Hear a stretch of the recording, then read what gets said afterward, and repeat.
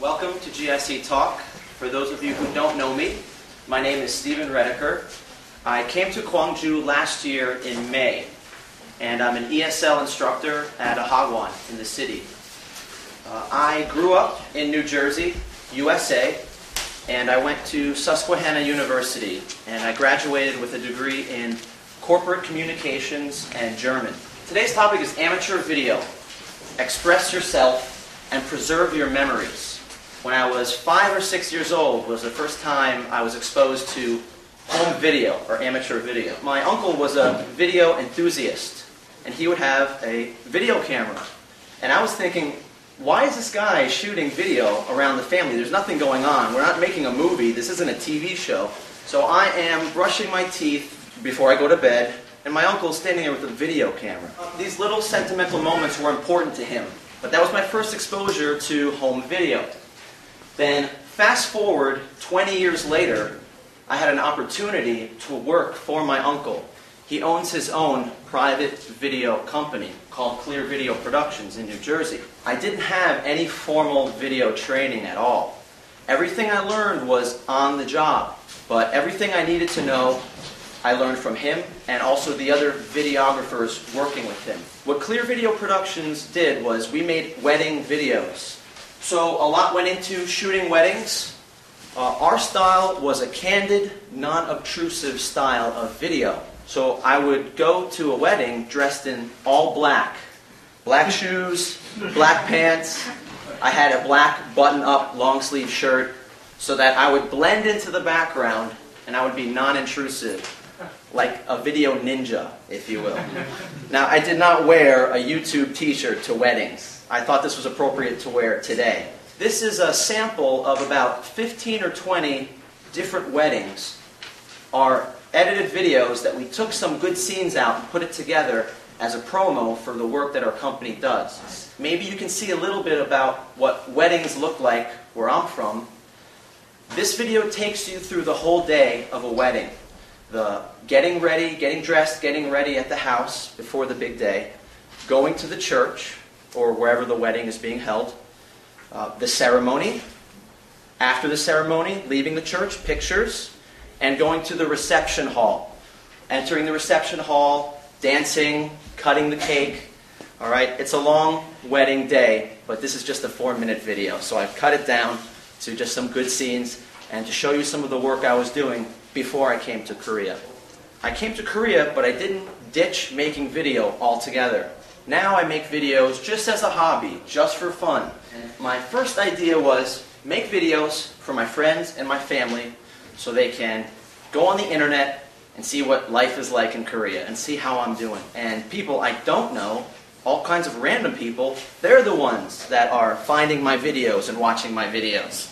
So my audience changed. People I didn't know that maybe I can help them with their experience. I post my videos on YouTube.com. My name is Steven Worldwide. I make two types of videos. I make a blog type video, which I'll describe in a bit, and I make a travel type video. So the first video was a trip I made to Mudang Mountain in December before the weather got really cold. So I'd like to show that video now to give you an idea of what some of my travel type videos are like. Last year I went to the Kimchi Festival with the GIC. It's a great trip. I didn't know that much about kimchi, so this is my video about the Kimchi Festival last October. My other types of videos that I make are blog type videos, or vlogs, or K-vlogs. If you go to the internet, people are writing blogs. They're writing about their life. And I decided, instead of doing a blog, I'll make video blogs. I'll just talk to the camera about what I'm doing with my life. I forgot to explain, a vlog is a video blog. And a K-vlog is a vlog from people that are living in Korea. This is just a little slice of life that I see in Korea that I thought was interesting. It's just about vending machines. Do you know those machines that have little cups of coffee that you put some money in, the coffee come out? I made a video about that because you don't see them where I'm from that much. So I made a video about it. It's really short, and I hope you enjoy it. Hot cocoa. One of the great things about Korea is that a lot of the prices for food and drink, it's actually really cheap. How often can you go to a vending machine and find something for less than a dime. Here's an example of one thing. They have these vending machines that sell coffee and hot cocoa in a cup. The hot cocoa is actually 100 won, which is pretty much less than a dime in USA. So you put your 100 won coin in there, and it pumps out a small cup of hot cocoa. Now I know the quality is probably not that great coming out of these machines, but it's hot cocoa, it's powdered cocoa. How bad can it be, really? It's not bad, and it's nice and warm on a cold day.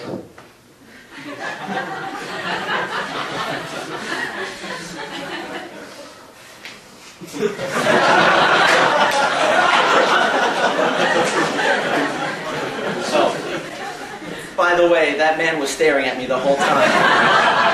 Probably thinking, what is this crazy person doing talking to a camera? I wish he was here so he can see, but anyway. Storytelling, teaching, giving advice, my perspective. These are things that you will find in some of my video blogs, in most of my video blogs. This is a good example of one of my blog type videos where I'm just talking about my perspective, and I'm also talking to somebody who is maybe thinking about doing what I did, come to Korea and living in this country and being a teacher. YouTube is many things.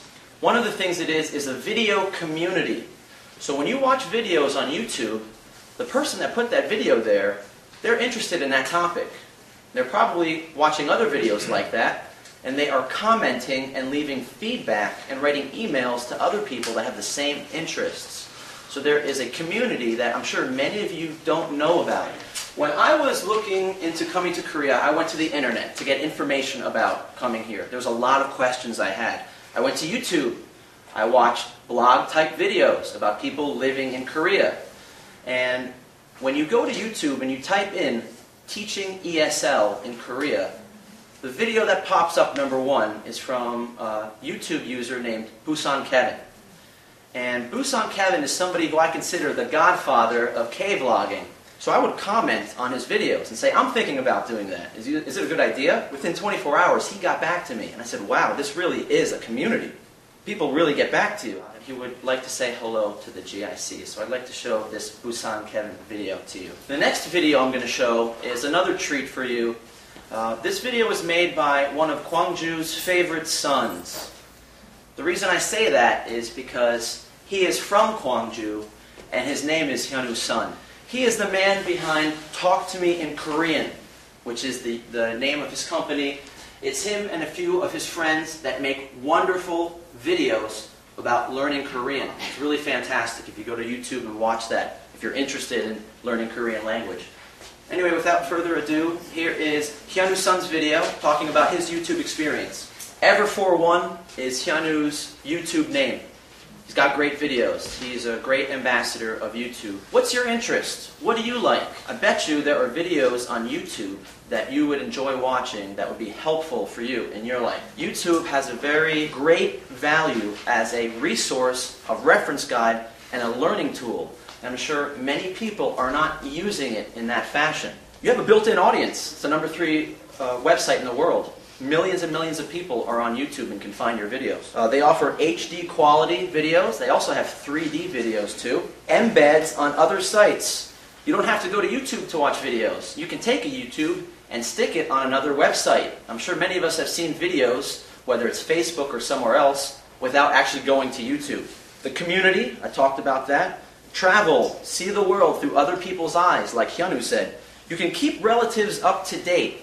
Make videos of your kids so that their relatives far away can watch that. Entertainment, music videos. Videos for students and lesson plans. A lot of people show YouTube videos for their students. Stuff for kids. Lesson plans. A lot of us are teachers. Go to YouTube and learn how to be a better teacher. Video game walkthroughs. Alright? People like video games. If you're bad at a video game, watch somebody who's good at a video game. It makes the game much better for you. Instructional, hands-on videos. How to do things. Anything that you want to learn how to do. I love going to YouTube to learn how to cook food. If I see something I like, how do I cook that? There are reviews. If you're thinking about getting a new iPhone, Go to YouTube and watch a video of somebody opening up the box and playing with it first. How to get set up on YouTube. If you don't have a YouTube account, when you go to YouTube, everything will be in Hangul. It will be in Korean. So if you're comfortable with that, great. If you're not comfortable with that, you go to the bottom of the home page and change it to English. And next to it, it says location, South Korea. You want to click on that and change it to worldwide.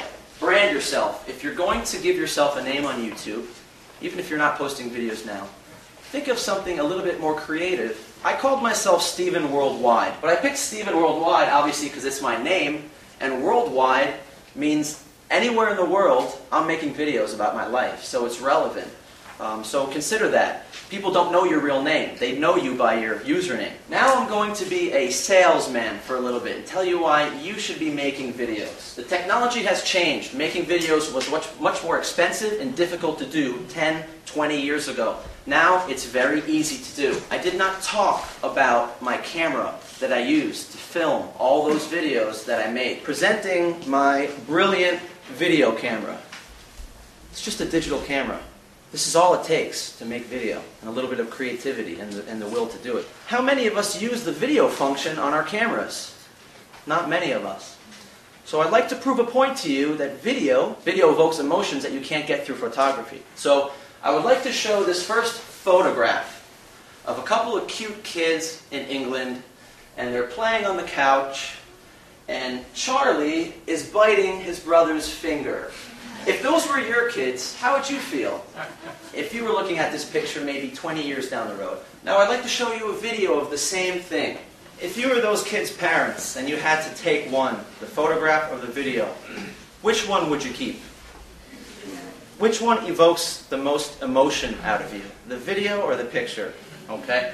That's why you should make videos. That's why you should use the video function on your camera. And you don't have to post it on the internet. You can just do it for yourself. That video you saw, Charlie bit my finger, that is the most watched video of all time on YouTube. That is the most watched amateur video. Raise your hand if you have a camera or a cell phone that has a video function on it. If you have that, then you are a potential amateur videographer. People ask me, what's the best equipment? What's the best software? What do I need to buy? The best equipment, the best software is the one that you'll use. It can be cheap. It can be basic. So whatever you're comfortable, whatever you can afford, is fine. You don't have to spend a lot of money. Do you need editing software to make fancy videos? You don't really need it. But if you want to use editing software, a good place to start is to go to download.com. Download.com is a great website with tons of software. Another essential thing about making video is being organized. So what you want to do is make folders, make subfolders, make subfolders, make subfolders. Because when you're making video and pictures, you're going to collect a lot of files. And if you can't find them when you're making your video, it's going to make things a lot more complicated. When you have a file and you give it a name, put a number at the end of it, 01. So when you make adjustments and you change the file and you edit it, then you name that 02. If you keep editing, 03. Keep doing that so you can always go back to the original file. You'll never lose the original. I can't stress it enough. If you want to learn more about anything you saw today, go to YouTube and watch a video about it. I'm going to give you some homework now. Is it okay if I give them homework? Have you ever Can I give you some GIC Talk homework? Next time you're watching TV, next time you're watching videos, separate yourself from the story and watch the editing styles. Watch the camera angles. Note the transition. When a scene ends, does it cut right into the next scene? Is there a transition? Does it fade to black? Watch it as a director or an editor would watch it. I do have one more video I'd like to show you before we finish. So in conclusion, I hope you enjoyed the GIC Talk today. I hope you enjoyed watching some of the videos that I presented.